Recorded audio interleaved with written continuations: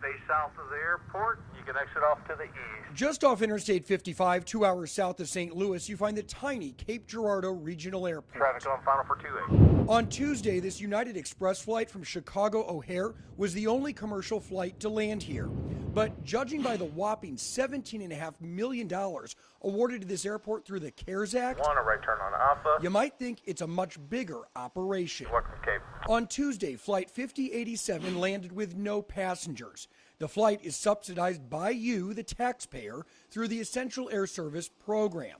This empty flight cost taxpayers just shy of $3,000 to operate each direction.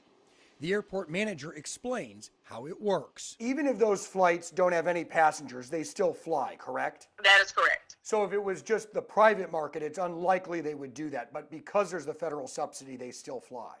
That is correct. We'll now begin the screening process. After landing empty, the return flight also left with no paying passengers. The only luggage scanned by the airport's 5 TSA agents belonged to another airline employee headed to Chicago for work. No question, coronavirus has drastically reduced passengers here and everywhere. But even in normal times, this airport is small, boarding around 8,000 passengers in 2018. Even the airport manager was caught off guard by the $17.5 million stimulus announcement. We were just as shocked as anybody that we were awarded this kind of money, and we're excited about it, and we're going to, do the best we can for our airport and make it stretch. But yeah, we were definitely shocked by this money. Keep in mind, the airport's operating budget is less than $1 million a year, and the airport has no debt. Parking here is free. There's a small restaurant inside. Have you guys lost that much revenue already? We have not. We haven't lost that much money. Here in St. Louis, concourses are virtually empty. Passenger traffic is down more than 90%. In normal times, Lambert typically sees 3 times as many passengers in one day as Cape Girardeau sees during an entire year. But Cape Girardeau is getting nearly a third of the amount St. Louis will receive. Is it enough money? Well, I don't think it's ever enough money because none of us know what the devastation is going to be from this. But we are very grateful, both to our congressmen and senators. Keep in mind, Lambert's operating budget is around $174 million a year. The $60 million awarded to the airport is enough to keep operations going for a few months. But in Cape Girardeau, they are slated to receive enough money to operate for 17 years.